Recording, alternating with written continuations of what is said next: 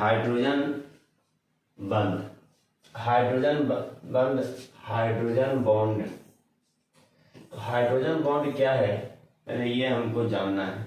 Hydrogen किन किन के साथ बंधन बनाता है, तो सारे तत्व में से फ्लोरीन, ऑक्सीजन और नाइट्रोजन, फ्लोरीन, ऑक्सीजन और नाइट्रोजन, ये तीनों के साथ जो है हाइड्रोजन बंधन बनाता है। तो हाइड्रोजन जो बंधन बनाता है तीनों के साथ, तो HF बना, H2O बना, ऑक्सीजन के साथ जो मिल के बनेगा हाइड्रोजन तो H2O, और नाइट्रोजन के साथ जो हाइड्रोजन मिल के बनेगा NH3 बनेगा। तो ये आपका जो है HF, H2O और NH3 जो यौगिक बना, तो ये आपका जो है इसमें हाइड्रोजन बंधन है, इसमें हाइड्रोजन बंधन है। अब इसमें देखना है कि इसमें जो हाइड्रोजन बंधन है तो सहसंयोजक बंधन से हाइड्रोजन बंधन दुर्बल है। तो सहसंयोजक बंधन से हाइड्रोजन बंधन जो है दुर्बल है, और वांडरवाल्स बल से हाइड्रोजन बंधन जो है प्रबल है। तो आप लोग ये जानिएगा कि प्रबल कहेगा, इसका क्रम इस तरह से है। पहले वांडरवाल्स बल, इससे ज्यादा जो प्रबल होगा हाइड्रोजन बंध होगा, इससे जो ज्यादा जो होगा प्रबल सहसंयोजक बंध होगा।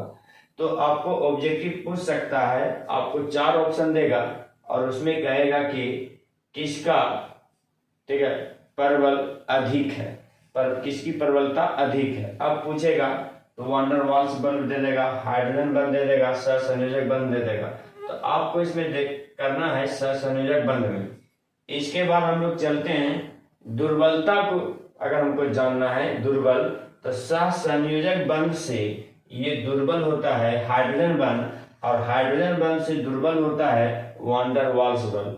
तो इसमें आपका हाइड्रोजन बंध है, याद रखिएगा हाइड्रोजन बंध जो है तो सहसंयोजक, ठीक है, बंध से ये क्या है तुम्हारा, सहसंयोजक बंध से दुर्बल है हाइड्रोजन बंध। जैसे सहसंयोजक बंध में दे देगा आप लोगों को बहुत सारा यौगिक है, जैसे CO2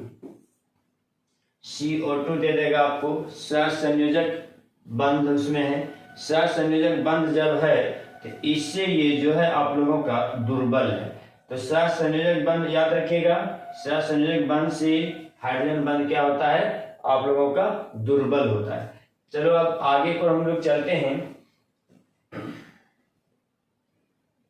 देखते हैं यहाँ पे हाइड्रोजन बंध जो है, अभी बताएं हाइड्रोजन बंधन जो है कौन कौन बनाता है। फ्लोरीन बनाता है, ऑक्सीजन बनाता है, नाइट्रोजन बनाता है। ये तीनों जो है हाइड्रोजन बंधन बनाता है। अब हाइड्रोजन बंधन को कह रहा है कि 2 वर्गों में बांटा गया है। कितने वर्गों में बांटा गया है, 2 वर्गों में बांटा गया है। तो हाइड्रोजन बंधन को जो 2 वर्गों में बांटा गया है, तो अब यहाँ पे देखेंगे अंतरा अणुक हाइड्रोजन बंध, ठीक है, अंतरा अणुक हाइड्रोजन बंध है। दूसरा नंबर में है अंतः अणुक हाइड्रोजन बंध।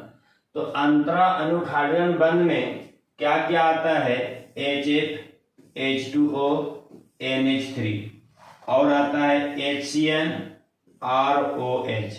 ये आपका जो है अंतरा अणुक हाइड्रोजन बंधन है इसमें। इसके अलावा जो देखेंगे अंतः अणुक हाइड्रोजन बंध में chloral hydrate, ortho nitrophenol, ortho hydroxy benzaldehyde, ortho hydroxy benzoic अम्ल, प्रोटीन, DNA और RNA, ये आपका है अंतः अणुक हाइड्रोजन बंधन। आप लोगों से इससे भी ऑब्जेक्टिव पूछा जाएगा और इससे भी ऑब्जेक्टिव पूछा जाएगा, ध्यान दीजिएगा आप लोग। इसके बाद हम लोग चलते हैं अंतरा अणुक हाइड्रोजन बंध जो है, जो भी अंतरा अणुक हाइड्रोजन बंध था, ठीक है, अभी 5 को बताए हैं, ये 5 आपका जो था अंतरा अणुक हाइड्रोजन बंध था। अंतरा अणुक हाइड्रोजन बंध में जो है देखना है, अगर ये अंतरा अणुक हाइड्रोजन बंध का समानुपाती होता है विलेयता, इसका समानुपाती होता है क्वथनांक, और वो स्थिरता जो है व्युत्क्रमानुपाती होता है। तो अंतरा अनुक हाइड्रोजन बंध जितने भी हैं सभी आपका विलेयता है, ठीक है।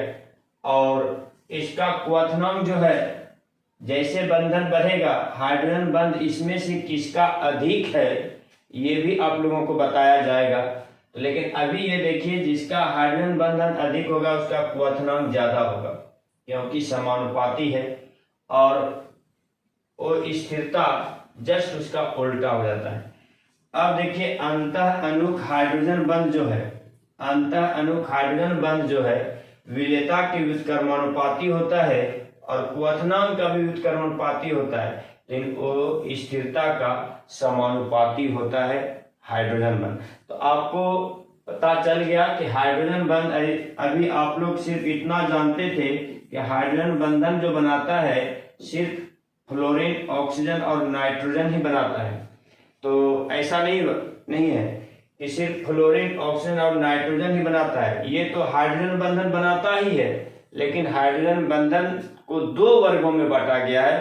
तो दो वर्गों में जो बांटा गया है तो उसमें हम लोग देखेंगे, एक है अंतरा अणुक हाइड्रोजन बंध जो कि HF, H2O, NH3, HCN, ROH, ये पांचों जो है आप लोगों का अंतरा अणुक हाइड्रोजन बंध है।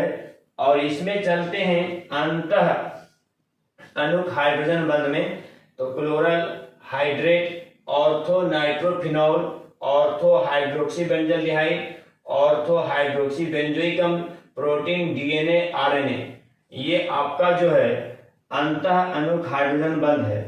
अब इसका देखिएगा कि कौन सा, ये तो विलेयता है और ये जो है विलेयता क्या है, व्युत्क्रमानुपाती है। याद रखिएगा, ये सबसे ऑब्जेक्टिव इससे पूछा जाएगा आप लोगों को।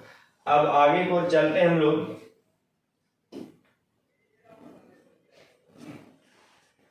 बर्फ का पानी में तैरना। बर्फ जो है पानी में क्यों तैरता है, आखिर इसका कारण क्या है? जो बर्फ जो पानी में तैरता है, यहाँ पे देखते होंगे ये जो आइस है, तो ये देखिए वाटर में तैर रहा है। आइस जो वाटर में तैर रहा है, अगर यहाँ पे ठीक से नहीं दिखाई पड़ रहा है, ये गिलास में देखो, इस गिलास में जो है आइस जो है वाटर में क्या हो रहा है, ये तैर रहा है। आखिर ये क्यों तैर रहा है, कारण क्या है? चलो अब हम चलते हैं, देखते हैं कि कारण क्या है। वाटर जो है 4 अणु मिल के, देखिए यहाँ पे बनाया है, तो इसको जो है ये अणु जो है ढील ढाल है, ढील ढाल है, फैला हुआ है। अब ये फैला हुआ अणु जो है ये आपका वाटर का अणु हो गया। किसका अणु हो गया? वाटर का। यहाँ पे जो वाटर है आप लोगों का, ये वाटर का अणु हो गया, ठीक है, ये वाटर का दिया गया है। अब इसमें देखिएगा कि जैसे वाटर जो है, वाटर का अणु है, जैसे इसमें आइस डालते हैं, देखिए आइस जैसे इसमें डालते हैं हम लोग, आइस डालते हैं तो क्या होता है, आइस जैसे यहाँ पे पिघलेगा, पिघलेगा तो अब यहाँ पे क्या करेगा, ये हाइड्रोजन बॉन्ड को तोड़ देता है।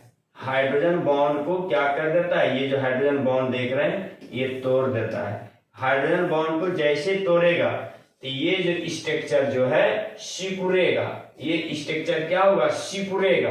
ये सिकुड़ेगा, ये वाटर था, इसको हम बोलते हैं वाटर। जैसे सिकुड़ा तो इसका आयतन जो है घट जाता है, इसका वाटर का जो आयतन जो है घट गया और इसका जो घनत्व जो है, डेंसिटी जो है बढ़ जाता है। यदि इसका डेंसिटी बढ़ गया, वाटर का डेंसिटी बढ़ गया और आइस का डेंसिटी घट जाता है, तो इसका डेंसिटी क्या होता है, बढ़ जाता है और आइस का डेंसिटी घट जाता है, जिसके कारण बर्फ जो है पानी के ऊपर तैरते हुए नजर आता है आप लोगों को। तो यही था कॉन्सेप्ट। अब आगे को चलते हैं, अगला क्वेश्चन,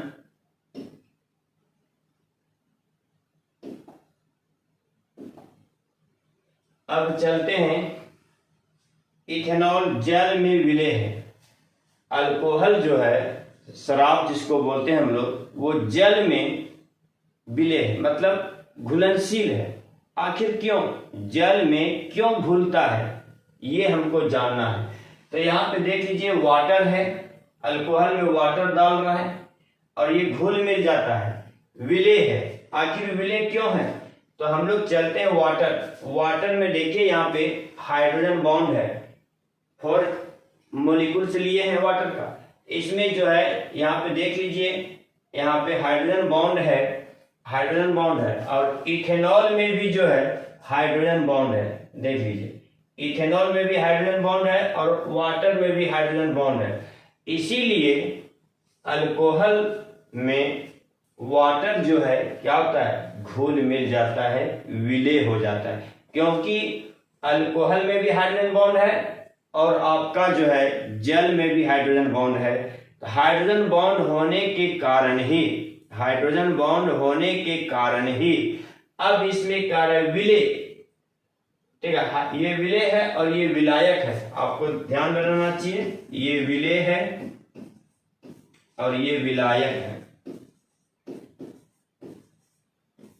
ठीक है, देख लीजिए। अब यहाँ पे जो है इसका जो है हाइड्रोजन बॉन्ड और इसमें भी जो है हाइड्रोजन बॉन्ड होता है। दोनों में हाइड्रोजन बॉन्ड रहने के कारण ही यहाँ पे अल्कोहल है और यहाँ पे वाटर है, दोनों को मिक्स कर रहे हैं तो कह रहा है इथेनॉल जल में विलय है। आखिर क्यों? तो दोनों में देखिए इथेनॉल, ये इथेनॉल हो गया और ये हो गया वाटर। देख लीजिए, इथेनॉल और वाटर दोनों में आपका जो है हाइड्रोजन बॉन्ड है, दोनों में आपका हाइड्रोजन बॉन्ड है। हाइड्रोजन बॉन्ड होने के कारण विलय की विलेयता बढ़ जाती है।